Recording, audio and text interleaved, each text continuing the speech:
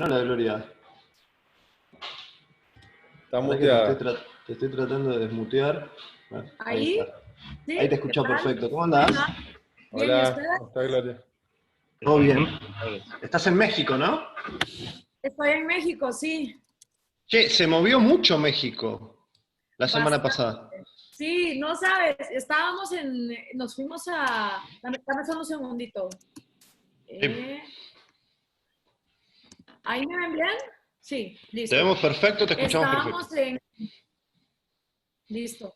Estábamos en Zihuatanejo y estábamos sentados en la mesa del desayuno y empiezo yo a sentir así un mareo horrible. Yo, ¡qué horror! ¿Sintieron eso? Y Oliver y Pope, dos amigos, es como, no sentimos nada. Y yo, madre, me estoy volviendo loca. Y en eso llega otro amigo Tomás y me dice, terremoto en Oaxaca de no sé cuánto. Y yo, qué bueno, o sea, qué mal que hay un terremoto, pero qué bueno que lo que sentí no era como Que que, no me estoy ¿sabes? volviendo Un loco. mareo. Sí, exacto. Pero sí se sintió horrible. O sea, 7.1. Se cayeron algunos edificios en Oaxaca, aquí en Ciudad de México también estuvo jodido, pero bueno, ya fue. Bueno, me alegro que estés bien. ¿Cómo hago para poner, me están preguntando cómo hago para poner el spotlight? No tengo idea, supongo que así, ¿no? Agregame si querés como anfitrión y lo hago yo. Perfecto, porque yo soy medio bestia en materia tecnológica, así que... Ah, para que ahora está de host Pamela. Pamela, por favor, ponelo a Alberto de co-host, así gestiona esto. Bueno, si les parece, igual arrancamos. ¿Cómo estás, Gloria? ¿Bien? Bien, bien, Vamos, gracias, Ale. vamos a empezar conversando un poquito sobre este título que ya es recurrente, pero no deja de perder vigencia, que es cómo abordar la pandemia, una pandemia que, como venimos diciendo hace mucho, no se está yendo, es algo que llegó para quedarse, que va a durar mucho tiempo, desde una óptica liberal, desde una óptica amigable con las ideas de la libertad. ¿Cómo estás viendo vos este transitar de la pandemia en el mundo, en algunos países en particular, en América Latina? Pues mira, Ale, yo creo que uno de los grandes problemas es que se equiparó encierro con distanciamiento social. Y no creo que ambas cosas tienen por qué ser sinónimos. Yo creo que uno puede tener distanciamiento social sin necesariamente tener encierro. De hecho, no hay ningún estudio médico ni científico que te diga que tu sistema inmunológico va a mejorar estando encerrado en tu casa. Respirando aire que no está corriendo o alejado de la naturaleza. Entonces, si lo único que nos puede prevenir del coronavirus es un sano sistema inmunológico, creo que las fuerzas estatales hicieron una pésima labor en recordarle a las personas el realmente enfocarse en tener sus defensas lo más altas posibles. Yo no vi campañas de una mejor alimentación, de hacer ejercicio, de la prevención, por ejemplo, o el cuidado de la diabetes y el sobrepeso, que han sido considerados como uno de los factores más preocupantes y que tenés, digamos, en población en riesgo que puede contagiarse de coronavirus. Entonces, no tenés un approach que vaya el fortalecimiento del sistema inmunológico, equiparás encierro con distanciamiento social y eso, por supuesto, viene a afectar la economía de una manera preocupante y que no va a tener remedio. Y al no tener economía y al haber personas que viven al día a día, deja de ser una preocupación el coronavirus y empieza a ser una preocupación la supervivencia de las personas y de las familias. Entonces, ha habido países como México donde sí, ahorita estamos en el pico más alto, pero donde la economía no ha parado de funcionar, sobre todo la economía informal. En Guatemala, donde en cambio, por ejemplo, hubo toque de queda, estado de sitio, la gente que vive del día a día violó muchas de estas medidas para seguir operando. En buenos casos hubo gente que tomó sus propias medidas de estarse lavando las manos, de mantener el distanciamiento social, pero manteniendo la economía activa. Y creo que después de casi 5 meses que hemos estado en cuarentena mundial, nos hemos dado cuenta que el encierro no ha servido de absolutamente nada. Y ahora se empieza a ver un approach más a que el mercado, a través de la industria de la belleza, de la salud, de la medicina, de los restaurantes, están empezando a hablar del fortalecimiento del sistema inmunológico como la única alternativa real que tenemos los seres humanos para prevenir el coronavirus. Quiero empezar por este tema, que está muy bien lo que estás diciendo, de ver al sistema inmunológico o a la salud como un concepto integral.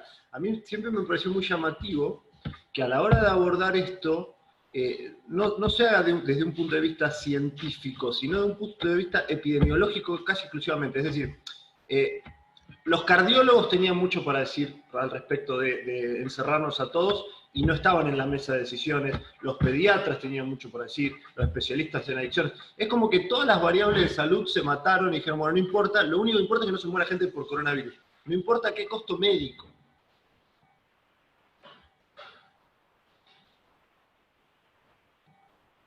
Se cortó ahí. No sé si estás de acuerdo con esto. Es como que un fenómeno complejo desde lo médico, desde lo científico, se redujo hasta entrar solamente en una variable de epidemiología. Lo único que importa son los muertos por coronavirus. Y lo que estamos viendo, lo que muestra la evidencia, es que se han agravado cuadros de gente con cardiopatías que por no haber sido atendidas terminan con infartos o con ACVs. La situación de los niños que al no poder salir, no poder socializar, se está complicando. La situación de gente que tiene adicciones, violencia familiar. O sea, un montón de cosas vinculadas para la salud que parece como que no le importan a nadie. Totalmente de acuerdo contigo, Ale. De hecho, pareciera que las muertes por coronavirus toman una relevancia mayor que si hay violencia doméstica, que si hay asesinatos, que si te mueres de cualquier otra enfermedad. Eso pasó a ser secundario respecto de si te pudiera o no dar coronavirus. Yo creo que también es por cuáles fueron los países que se infectaron primero y donde hubo una epidemia mayor. O sea, el hecho de que haya sido España e Italia, que son países desarrollados de primer mundo, creo que no hubiera pasado lo mismo si la epidemia hubiese brotado de una manera así en Somalia y en Guatemala, por ponerte un ejemplo. O sea, el mundo no se hubiese alterado de la manera en que se alteró si no hubiera sido un hit al mundo desarrollado, sobre todo en Europa y en Estados Unidos. Y ahí es donde vemos entonces la dicotomía, porque también pareciera que ahora que está el estallido social en Estados Unidos con el tema de Black Lives Matter y sale la gente a protestar donde no hay distanciamiento social, donde no todo el mundo está llevando máscaras, aparentemente cuando hay saqueos, cuando se trata de protestas, el coronavirus pasa a segundo plano. Entonces, ¿cómo así? ¿Cuál es el mensaje que se está mandando en el mundo? Yo misma lo estoy viendo a niveles comparativos entre Guatemala y México. Guatemala tomó medidas bastante drásticas, como lo hizo Perú, con toques de queda, estado de sitio, no puedes salir de tu casa desde las 5 de la tarde de un viernes hasta las 5 de la mañana un lunes, a las 4 de la tarde hay toque de queda todos los días, no se permitía que ningún negocio, a menos que fueras de comida y de la industria de la salud, estuvieses abierto. Y de todas maneras, los casos han sido de 16,000 contagiados en Guatemala, con una población de 16 millones de habitantes. Y tenés a México, donde hay más de 200 millones de personas, con 175,000 casos, de acuerdo a los datos oficiales, porque además tampoco es de que uno pueda confiar en los datos oficiales. Pero si ves en comparativo las medidas que se tomaron del encierro versus solo distanciamiento social, pareciera que el encierro no sirvió de absolutamente nada. No existe ninguna evidencia que por estar encerrado el coronavirus se pudo prevenir.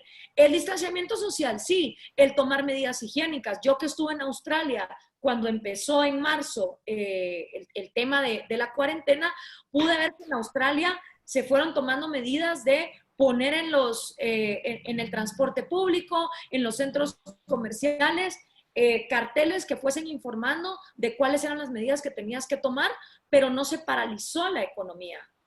Por lo menos hasta cuando yo estuve ahí. Ya después sí se fue cerrando cada vez más. Entonces creo que ahora estamos en un mejor momento de donde estábamos hace 4 meses, porque han pasado 4 meses. En Estados Unidos se está violando la cuarentena. Las protestas por Black Lives Matter tomaron el protagonismo mayor que el coronavirus, y el mensaje que le está mandando al mundo es: ¿por qué los gringos sí pueden salir a protestar y los ingleses también salieron y España ya salió a la normalidad, y el mundo, el tercer mundo o el mundo subdesarrollado, donde la gente tiene que salir a trabajar porque si no se muere de hambre, ¿por qué nosotros sí tenemos que estar encerrados? Entonces, ante ese comparativo, creo que va a ser insostenible mantener el encierro y los estados de sitio como se habían venido dando. Vos sabés que acá en Argentina, como en otros países, se planteó la cuestión en una falsa dicotomía muy efectiva, que es, miren, la cosa es salud o economía. Las dos cosas no se puede. Entonces, si vos me hablas de economía, si usted me habla de economía, sea un empresario, sea un economista, sea una persona que yo trabajo, usted está del lado de la muerte, que es lo contrario a la salud. No sé si lo has escuchado también en otros países. Totalmente. Bueno, de hecho, aquí en México se miraba al revés. Aquí en México hubo empresarios que salieron a decir: el cerrar la economía es estar a favor de la muerte, porque sin economía no puede haber salud. Y esto precisamente como contraparte de los que te decían, es que si la economía no importa, porque la salud es lo que importa. Y hicieron memes bastante efectivos, creo yo, de gente que está en el cementerio y las lápidas, en vez de decir nombres de personas, dicen ferretería, panadería, comedor, juguetería, es decir, todos los negocios que van a morir y que por lo tanto las personas no van a tener dinero para poder costearse cualquier tipo de enfermedad, no solo el coronavirus. Entonces tenemos que entender que cuando la humanidad estaba en sus inicios, y esto no es porque lo digamos los libertarios, esto es lo que es biología, evolución y historia de la humanidad. Los humanos vivían apenas 18 años y si bien te iba y te podías morir hasta por un dolor de muela. Lo que empezó a traer una mejor esperanza de vida, más calidad de vida, fueron precisamente los descubrimientos científicos y médicos que sobre todo se potencializaron en aquellos países donde se dejó atrás digamos, esa mancuerna que había entre religión y Estado, y donde se empezó a permitir el analizar cómo funciona el cuerpo humano, cómo funciona el cerebro, cuáles son las enfermedades que tenemos. Pero recordemos que ese fue un gran camino de investigación para poder llegar a donde estamos hoy, y que el mercado, que es el sistema en el que los individuos de manera voluntaria pueden intercambiar unos con los otros talentos que no poseemos, porque pues a menos que seas un médico no vas a saber cómo tratarte, y gracias al mercado puedes tener acceso a medicinas, a la comida, a todo tipo de alternativas para tener un mejor cuidado de tu propia salud. No hay otro sistema que sea más efectivo que el mercado para llevarle a los pobres las medicinas que necesitan. No existe otro. Entonces, el sofocar y estrangular la economía es precisamente dañar a los más vulnerables, porque sin una economía donde se puedan dar atenciones a todos los diferentes problemas que pueda tener un ser humano, pues entonces no solo vas a tener gente pobre, vas a tener gente pobre y además enferma. Entonces, esa falsa dicotomía creo que va a costar y ha costado muchas vidas. Ahora, claro, introducís la segunda falsa dicotomía que acá en Argentina se ha dado mucho y que también les ha dado resultado al gobierno, que es decir, muchachos, al final del día el que te salva es el Estado, no el mercado. Vos que sos una experta en debatir, ¿qué haces qué le contestás cuando te vienen con ese mito? Hay un meme buenísimo que justamente dice eso: el Estado te salva, y ese la escena del Padrino, donde agarra Al Pacino a Fredo y le dice: ¿y de dónde crees que viene todo el dinero que tiene el Estado, boludo?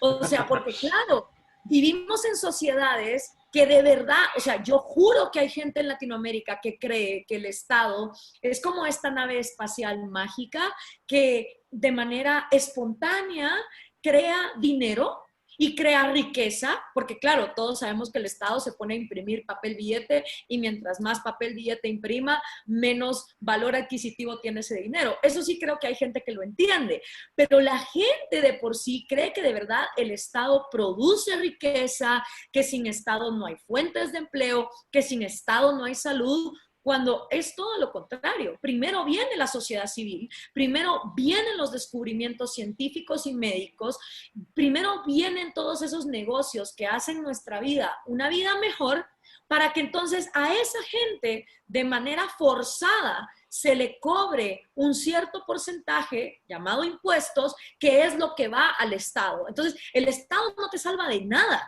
El Estado lo primero que debió haber hecho ante esta crisis es venir y decir, ok, si somos nosotros los parásitos, si somos nosotros los que recibimos el dinero de la gente que produce y ahorita estamos en una crisis, lo primerito que debemos hacer es quitarnos nosotros del camino, dejar de estorbar, reducirnos el sueldo y dejar ese dinero en las manos de las personas que lo están produciendo, porque ellos lo van a necesitar más que nunca para poder apalear sus gastos. Yo, por ejemplo, me acaban de bajar el sueldo en 20%, no solo a mí, a toda la directiva de Grupo Salinas de cierto salario para arriba. ¿Para qué? Para poder afrontar los gastos de las personas que tienen un salario más bajo, ¿ya? Y si encima de eso va a venir el Estado mexicano, que en este caso todavía no lo ha hecho, a poner más impuestos, entonces esas empresas a quien se la cobran es precisamente a los trabajadores. O sea, todo lo que el Estado empiece ahorita a tratar de absorber es el costo directo de comida, de medicinas, de rentas, de colegiaturas, de matrículas de salud que le van a costar a las personas. Entonces, sí, dale, dale. No, ingenuamente, yo supuse cuando esto arrancó, acá pasa muy similar, no solo no ha habido aumentos de sueldo en el sector privado, sino que ha habido muchos despidos, muchos recortes, y en el mejor de los casos, tu sueldo quedó congelado en una economía inflacionaria que es como digamos, que te bajan el sueldo, porque cada vez tiene menos valor real el sueldo. Ahora, yo supuse ingenuamente que algún político, aunque sea como un acto de populismo, digamos, en el buen sentido, iba a decir, bueno, voy a proponer recortes. Nadie recortó nada, ni siquiera recortaron carteras que virtualmente hoy no están gastando. O sea, ¿cuál es el sentido del Ministerio de Turismo hoy en Argentina? O del Ministerio de Cultura, que tiene teatros y cosas por el estilo, que no estamos usando. Nadie recortó absolutamente nada. O sea, la pasividad de los políticos es abismal en ese sentido. Hay alguna excepción en algún mandatario de provincia, pero en general es tremendo. Sí, el único caso que yo he escuchado de recortes gubernamentales ha sido en Uruguay. De ahí no conozco ninguno. Y ojo, aquí el otro problema, que lo reflejó muy bien Nayib Bukele en El Salvador, que encima se volvió el superhéroe de toda Latinoamérica y tuvo que salir 3 semanas después diciendo, nos salió el tiro por la culata, esto es un desmadre, que Dios nos ayude porque no sé qué hacer. Y lo que Nayib Bukele salió haciendo, que fue lo que hicieron muchos políticos en Latinoamérica, incluyendo los argentinos, fue que empezó a poner precios tope. Y le puso precios tope a los servicios básicos de agua, electricidad, internet, y también dijo que las rentas quedaban congeladas, es decir, que nadie podía renegociar. Entonces, cuando tú pones esos precios tope, no solo vas a crear escasez, porque obviamente eso va a ser lo primero que pasa. Y nuevamente, los pobres son los que más afectados se van a ver. En la medida en que un mandatario estatal impone una sola regla flat para todos, one size fits all, impide que cada persona de manera individual en el orden espontáneo se pueda sentar a renegociar sus propios gastos. Y eso es un grave error, porque si cada persona pudiese sentarse a renegociar con el colegio de sus hijos, con su casero, con su seguro de vida, con su seguro de salud. Es decir, estamos en una pandemia, estamos en época de crisis, yo me voy a bajar un poco los gastos, porque está claro que mientras estamos encerrados en casa, pues tampoco estamos gastando en, por ejemplo, entretenimiento. Nadie está gastando en turismo, como tú bien decís. Nadie está gastando en ir al teatro, en ir al cine, en ir a conciertos. Entonces, todo ese dinero inmediatamente tiene que ir a cuestiones más básicas, ¿no? Como la fábula de la cigarra y la hormiga. Cuando llega el invierno, pues la hormiga tiene que agarrar todo lo que estuvo ahorrando durante el año y utilizarlo. Pero en el momento en que un mandatario estatal te dice, esta es la regla general para todo el mundo, one size fits all, los precios tienen que ser esto, matas la posibilidad de que las personas individualmente en la sociedad se pongan de acuerdo entre ellas. Y eso genera más despidos y genera más desempleos y genera más bancarrotas, porque como no podés negociar, entonces lo único que te queda decir es, mira, con esta nueva ley no me queda otra que despedirte, no me queda otra que cerrar el negocio. Y al final nadie está haciendo, digamos, la lista de las pérdidas reales. Nadie, por ejemplo, y esto también está pasando con las protestas en Estados Unidos, un montón de artistas de Hollywood dieron plata para sacar de la cárcel en los famosos bailouts a las personas que habían sido encarceladas por estar protestando. Sin embargo, ningún artista de Hollywood ha dado un centavo para todos los negocios, y no estoy hablando de grandes negocios, Mercedes-Benz y todo eso que también fue saqueado, sino tiendas de barrio y negocios locales que fueron completamente destruidos, algunos de ellos hasta incendiados. Y eso no se va a reponer y nadie está haciendo la lista de esas cosas que se están perdiendo por esas medidas, en un caso, estatales y en el otro, en el apoyo a personas que están protestando y que están saqueando, pero no a las que se están viendo afectadas por esos saqueos.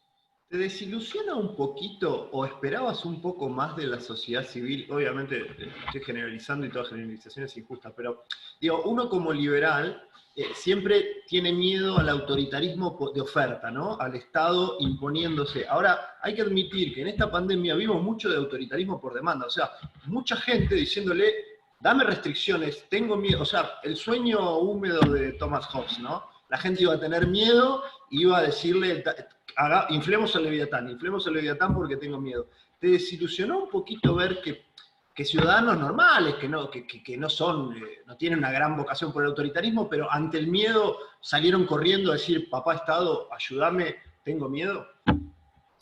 Pues no, la verdad no me desilusionó porque siempre que hay crisis, la gente busca, o sea, si en tiempos normales vivimos en una región donde de por sí la gente busca un populista que por lo menos les venda la pantomima de que se va a hacer cargo de ellos, imagínate ante una pandemia. Ahora, lo que resulta cierto es que nadie opera mejor y nadie se adapta mejor ante una crisis que la sociedad civil de manera privada en el ámbito del mercado. Y yo lo he vivido toda mi vida en Guatemala. Cada vez que en Guatemala hay un terremoto, una tormenta tropical tipo el Mitch o el Stan, cada vez que el volcán Pacaya erupciona, es la empresa privada la que empieza a organizar paquetes de comida, de ropa, de alimentación, las mismas asociaciones de caridad a través de la sociedad civil, los medios de comunicación privados empiezan a informar. Y el gobierno, el único medio que yo he visto que tiene para hacerlo funcionar de una manera efectiva e inmediata es el ejército. Y sí, el ejército va, rescata gente de los escombros, de las inundaciones y tal. Pero los primeros en dar una respuesta ante una desgracia siempre es la sociedad civil organizada. Y de hecho, en Latinoamérica empezó a pasar eso. O sea, Ron Bacardí, por ejemplo, se adaptó para empezar a hacer alcohol en gel. Mientras había mandatarios latinoamericanos asfixiando la economía. Entonces, tuvimos las dos cosas. Y creo que también el hecho de que todo el mundo estuvo encerrado, de que no podían viajar, de que no podían salir, de que en muchos lugares vivieron lo que es estar en un estado de sitio, también les dio la lección de lo que durante años han vivido los cubanos, han vivido los venezolanos, los nicaragüenses, los bolivianos. Entonces, tuvieron una probadita de lo que es realmente estar en socialismo del siglo XXI, digámoslo así, forci voluntariamente. Y también creo que todo el mundo se dio cuenta que gracias al Internet, proveído por el mercado, podemos estar conectados, podemos seguir trabajando. Muchísima fue la gente que mutó a hacer home office, hasta el punto donde ahorita artículos en Forbes y en The Economist están diciendo que el home office puede llegar para quedarse en muchas industrias, lo cual nos pone a pensar qué va a pasar con todos esos espacios. Pues no sé, tal vez hacemos más parques, porque también creo que ha nacido una conciencia ecológica, ¿no? También es cierto que al todos estar encerrados, hubo un aire más limpio, la fauna y la flora estuvieron floreciendo de una manera que no se había visto en décadas, pero creo que ahí también las personas que durante años hemos venido diciendo que lo que realmente ayuda al medio ambiente son las soluciones del mercado, van a tener un nicho grandísimo. De hecho, yo acabo de participar en el prólogo de este libro que se llama Green Market Revolution.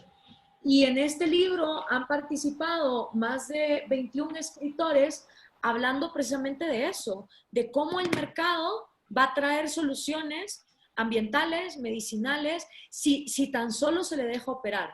Y creo que ahorita, como te decía Ale, estamos en un mejor momento que hace 4 meses, porque ya pasaron 4 meses, ya vimos que el encierro no funciona y la gente ha tenido una probadita de lo que es las restricciones en la economía en su propio bolsillo. Y la gente está desesperada por salir a trabajar. Hay muchas preguntas, las pueden ir haciendo ahí, estoy leyendo el chat. Hay muchas que van, a ver, las trato de hacer confluir. Vos en el que estoy viendo ahí de reojo, El engaño populista, ahí atrás tuyo, es un libro en el que tratan mucho esta cuestión del pobrismo latinoamericano, ¿no? Uno en Argentina dice, bueno, ¿qué pasaría con el peronismo si no hubiera pobres? ¿A quién le hablaría? Sería como un fracaso. No tendrían un pueblo al que hablarle si no hubiera pobres. Entonces, hasta cierto punto la pobreza resulta funcional para los esquemas populistas. Muchas de las preguntas dicen, che, el proceso de empobrecimiento que se está dando en algunos países de América Latina, a caballo del coronavirus, si no es intencional, o al menos si el uso no es intencional. ¿Te parece demasiado perverso o crees que puede existir esa? No, hay un súper buen dicho que dice, en río revuelto, ganancia de pescadores. Y yo creo que esta crisis mundial sirvió para que todo el mundo dijera, ¿cómo puedo sacar mi raja?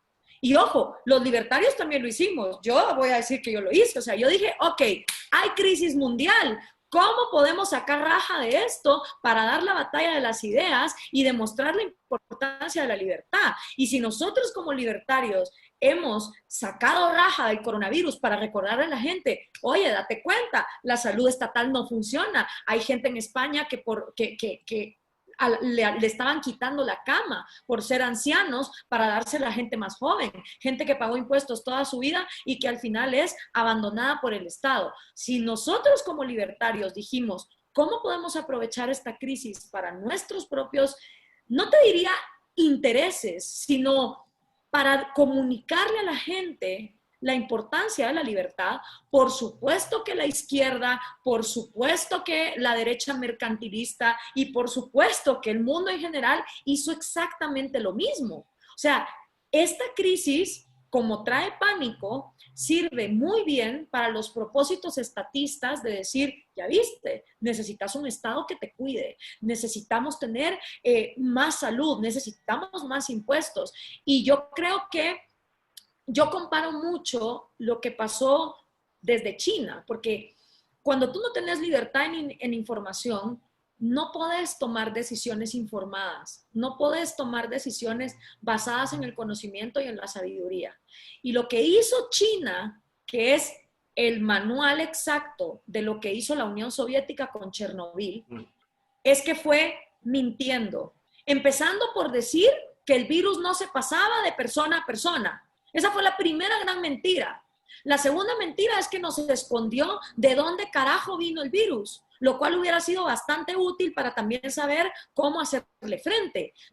O sea, nunca China comunicó, esto fue lo que pasó. De hecho, el doctor que murió más adelante por dar la información y gente que yo vi en diferentes foros, como el que hizo Human Rights Foundation, con gente que estaba dentro de China, diciendo, por favor, no crean las estadísticas chinas, aquí los crematorios no han parado de quemar cadáveres, es todo mentira. Fue gente que fue acosada, mucha desaparecida, censurada, encarcelada. Entonces, al igual que Chernobyl, donde la Unión Soviética primero quiso tapar el desastre y decir que no había sido como había sido, la humanidad entera fuimos víctimas de que no se nos dio información acertada desde el primer momento.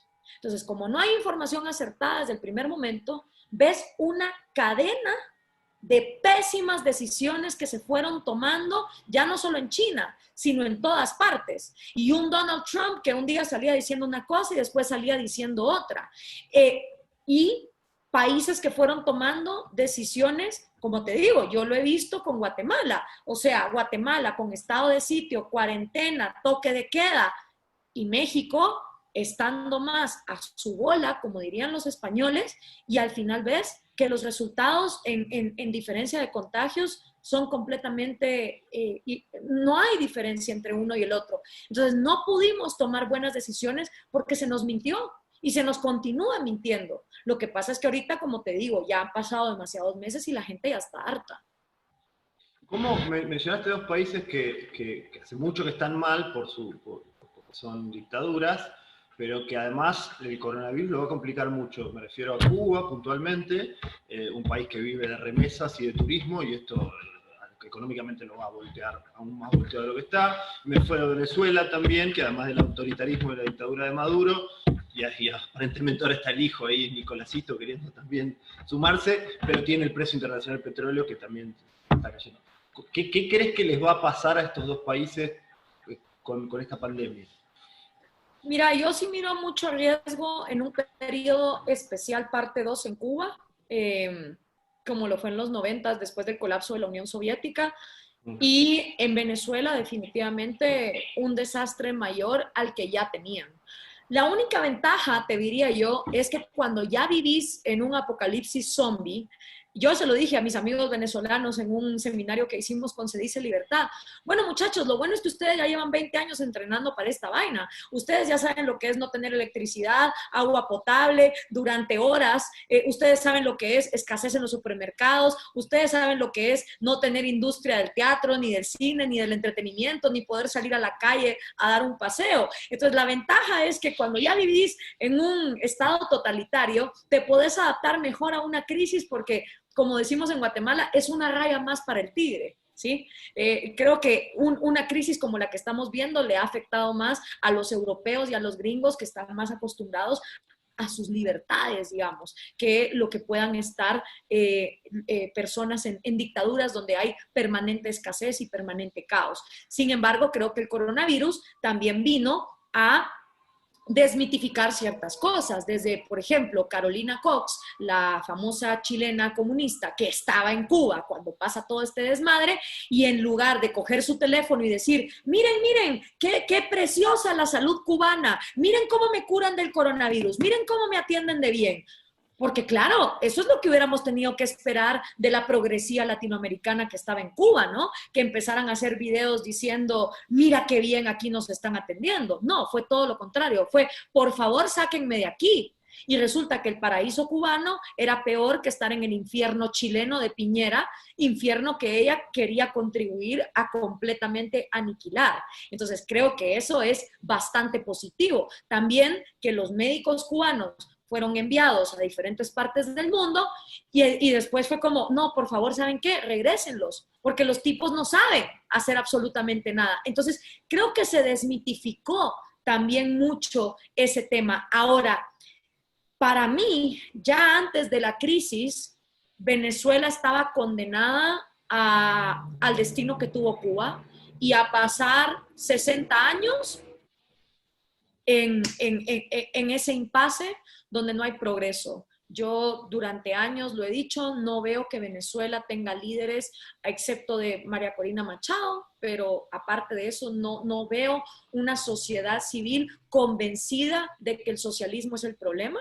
Al día de hoy los venezolanos te dicen, no, el problema no es el socialismo, marica, es la corrupción, y como que no entienden que eh, el poder absoluto corrompe absolutamente y el socialismo da poder absoluto, y por eso es que socialismo viene primero y corrupción viene después. Eso no lo entienden los venezolanos.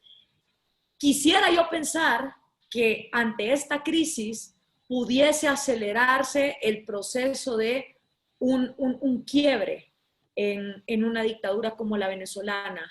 Quisiera yo pensar, porque Chernobyl lo fue para la Unión Soviética.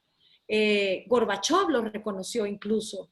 Dijo, sin Chernobyl hubiera sido mucho más difícil acabar con la Unión Soviética a largo plazo. Entonces, también está ese componente, ¿no? Que una crisis invita a replantearse todo, invita a cuestionar la autoridad. Y en el caso de Cuba, definitivamente, si entran en un periodo especial por falta de turismo, falta de remesas, al régimen no le va a quedar más que seguir abriéndose, porque si no, pues van a ser más muertes. Pero llega un momento donde esos países, Ale, también pueden vivir como Corea del Norte, donde la gente está esclavizada y le muestran al mundo lo que le quieren mostrar. Esto ya lo ha venido haciendo Cuba durante años. Le manda a la ONU las mejores cifras de América Latina y nadie se cuestiona por qué hay que creer en las cifras de una dictadura que no permite la libertad de investigación ni la libertad de prensa, ¿no? O sea, entonces, pues, es difícil. Alberto o Guillermo, si quieren hacer una pregunta, me hacen señas, ¿eh? O abren el micrófono y le dan directamente, me dicen. Te hago otra mientras. Guillermo, ¿querés preguntar? Dale, pará, dame un segundito. Creo que ahí está abierto el micrófono. Ahí está. Sí. Bueno, Gloria, yo te quería preguntar, sacándote un poco de la pandemia y llevándote a la realidad política latinoamericana, ¿qué visión tenés del proceso que se está dando respecto a un liderazgo que me parece que está surgiendo muy nítidamente en América del Sur, y es con Luis Lacalle Pou?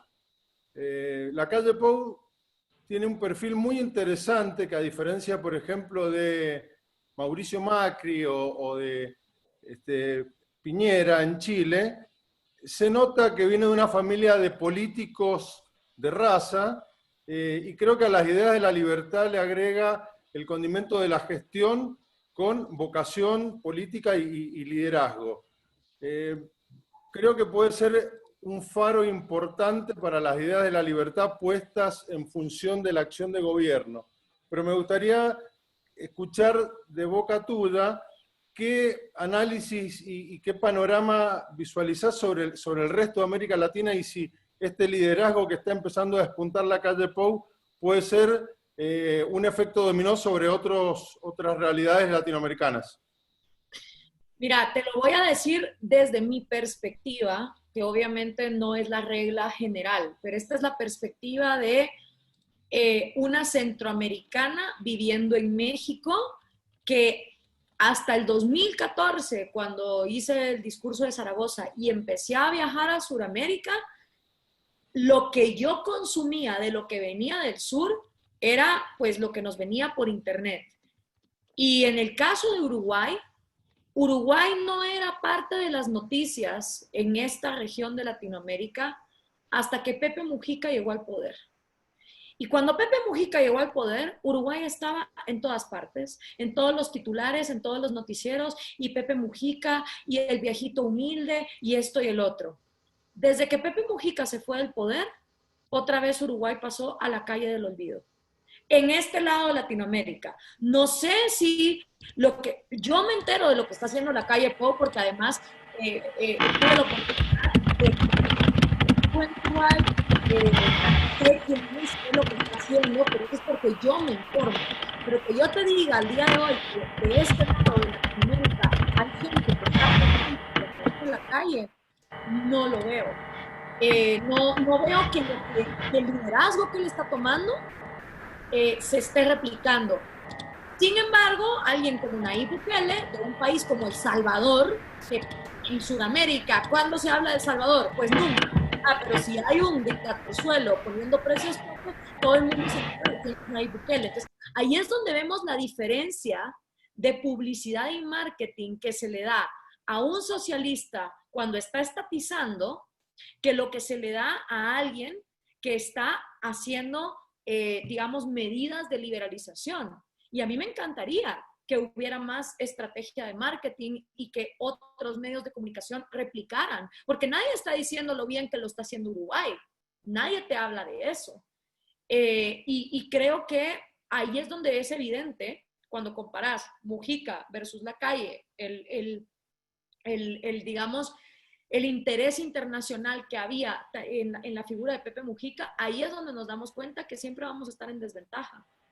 Y que de hecho, ojo, a nivel internacional, lo que se oía de Mujica eran siempre cosas buenas. Cuando yo llegué a Uruguay y me enteré que el tipo quería pasar legislaciones que eran copy-paste de las legislaciones de Ecuador para censurar la prensa o las legislaciones de Maduro para arremeter contra la empresa privada, esas cosas no se decían internacionalmente, ¿verdad? Entonces, hasta que llegas al país y te enteras de lo que realmente está haciendo el tipo, es que decís, wow, o sea, este no es el viejito humilde que maneja un Volkswagen que todo el mundo cree. Lo mismo que con Bachelet. Simplemente fueron personas que vivían en países con más instituciones y que las instituciones fueron capaces de frenar el paso que tenían. Ahora, ¿por qué La Calle Pou no tiene la misma publicidad que Pepe Mujica? Es una excelente pregunta para hacerse y dan ganas de escribirle a todos los periódicos en España, en México, en Guatemala, en Nicaragua, en toda América Latina que le dedicaron pero cantidad de tinta a Pepe Mujica y que no hablan nada de La Calle Pou. El fin de semana pasado, por algún motivo extraño, de esas cosas que tiene YouTube, que entras a ver un video de Messi y terminás en un video sobre cualquier cosa, terminé viendo una charla de Pepe Mujica en Harvard, 2 horas. La emoción con la que niños ricos aplaudían a Mujica era conmovedora, realmente era conmovedora. Ahí hay otro libro que se llama Cómo hablar con un conservador, que da para largo, da casi para una conversación exclusiva. Pero sí me quiero centrar en un punto, Gloria. El liberalismo hoy aparece amenazado no por la izquierda atávica tradicional, por los intelectuales anticapitalistas que dicen que la pandemia se va a llevar al capitalismo, Zizek, Han y demás, sino también por una ola que está diciendo de esta pandemia lo que prueba es que hay que cerrar los países, que la globalización hace mal, que la globalización contagia, y que lo sensato sería ir a un mundo mucho más nacionalista con fronteras mucho más altas. ¿Te preocupa eso? ¿Lo ves así? ¿Qué crees que puede pasar? Sí, a mí me han insultado de globalista y yo así como, ¿de en qué momento globalista se volvió un insulto cuando somos nosotros que queremos un mercado global y libre? Es como, no pueden usar otra palabra, no sé, o sea, porque ahora resulta que globalización, el que todos seamos uno en un solo mercado libre, parece que está mal. Pero yo creo que es culpa nuestra, Ale. Yo creo que la derecha estaba muy contentita con los libertarios cuando estábamos callados. No te diría callados, sino cuando esta generación de Antonelas Martís, de Marías Blancos, de Alejandros Bon Giovannis, de gente como yo, empezamos a hablar de libertades individuales. O sea, la derecha estaba muy contenta con los liberales siempre y cuando no tocaran estos temas. Y creo que es esta generación, somos nosotros los culpables de haberlos enojado. Ahora, yo acabo de tener, por ejemplo, un intercambio con Alberto Venegas Lynch y con María Martí, y Alberto dijo, decir que Gloria es marxista cultural es como hablar de círculos que son cuadrados, lo cual para mí fue genial, porque si Alberto Venegas Lynch finalmente te dice que vos no sos marxista cultural, pues imagínate toda la gente que lo admira a él. Y el problema está en esto. O sea, hay una enciclopedia que hace años se escribió y que lejos de ser dogmática, es muy clara en que los libertarios podemos tener diferentes posturas ante ciertos temas y no por eso tenemos el espíritu de ser más o menos libertarios que los demás. Estos son debates que ya están superados. en el mundo anglosajón. Hace décadas ellos lo superaron. Pero en América Latina, como siempre vamos atrás, creo que ese enojo y ese extremismo que hoy vemos del conservadurismo mercantilista, porque muchas veces a la hora de gobernar no han sido los que han promovido el libre mercado tampoco, mucho menos otras libertades. Ese conservadurismo mercantilista hoy por hoy está más radicalizado, culpa de nosotros y del trabajo que hemos venido haciendo. Si nosotros no existiéramos, ellos estarían calladitos. Bien, bien. Y esta idea de que el mundo se va a cerrar, ¿crees que es precipitada? ¿Crees que...? A ver, depende mucho qué pase con líderes proteccionistas, ¿no? Pero, ¿cómo ves, por ejemplo, la elección de Trump? ¿Cómo ves el futuro de Bolsonaro en América Latina? Mira, estuve escuchando un podcast de Sam Harris, que se los recomiendo un montón, y está hablando de esta polarización que hay en Estados Unidos. Y coincido plenamente con Sam, porque ahorita hay mucha gente que está muy confiada en que los demócratas están ganando en las encuestas. Y yo digo, bueno, sí, también Hillary iba ganando en las encuestas. Y según todos los medios de comunicación, Hillary iba a ganar. Es más, yo me encontraba en Argentina el día en que antes de las elecciones en Estados Unidos, y el día de las elecciones estaba en la casa de Ceci, todavía viendo que Hillary iba ganando y de la nada empezó a darse la vuelta y empezó Trump a ganar. Y me acuerdo estar el día anterior con gente que decía, no, Trump no va a ganar, va a ganar Hillary. Yo te digo una cosa, o sea, esa radicalización, y es algo que habla Sam Harris bastante bien, te estás enfrentando ante medios de comunicación que en el 90%, a excepción de Breitbart y Fox News, te van a decir que los demócratas van a ganar, ¿ya? Entonces sabes que el 90% de los medios de comunicación, eso es lo que te van a decir. Pero lo que no te están contando, la parte de la película que no te están contando es la incidencia que van a tener estas protestas, estos saqueos y esta corrección política de la que también habla Axel Kaiser en su nuevo libro de la neoinquisición. Eso lleva al extremismo del otro lado. Así como los libertarios hemos encabronado a los conservadores mercantilistas, los Black Lives Matter, los snowflakes, los de lo políticamente correcto, los de los datos no me importa, I am offended, e importa más que yo esté ofendido, el resultado que crea eso es una olla de presión que se va más al extremo. Y Sam Harris incluso hablaba de la posibilidad de un ataque terrorista doméstico. Es decir, que esto lleve a Estados Unidos a un momento donde a los locos de Black Lives Matter se les ocurra hacer un ataque terrorista interno. Y si eso pasa, va a ganar Trump. O sea, esa radicalización, y hace 4 años lo decían bastante líderes de izquierda, los mayores responsables de que alguien como Donald Trump esté en la Casa Blanca es la propia izquierda, porque han buscado radicalizar a la gente, han buscado que el debate racional no se pueda llevar a cabo, entonces enojan al otro lado, lo enojan a tal extremo que se van con un Bolsonaro, con un Donald Trump. Entonces, al final es la propia izquierda la que ocasiona que estas cosas pasen. Yo no descartaría que Donald Trump puede volver a ganar, más si la situación en Estados Unidos sigue como va, y si se sigue radicalizando y gente blanca arrodillada, lavándole los pies a gente negra, y a nadie le importan los datos. Es más, yo aprendí en ese podcast de Sam Harris que hay 10 millones de encuentros anuales entre la policía y la sociedad civil. De esos 10 millones de encuentros anuales, hay 1,000 que se tornan violentos. Y entre esos 1,000, más de 2/3 son a personas blancas.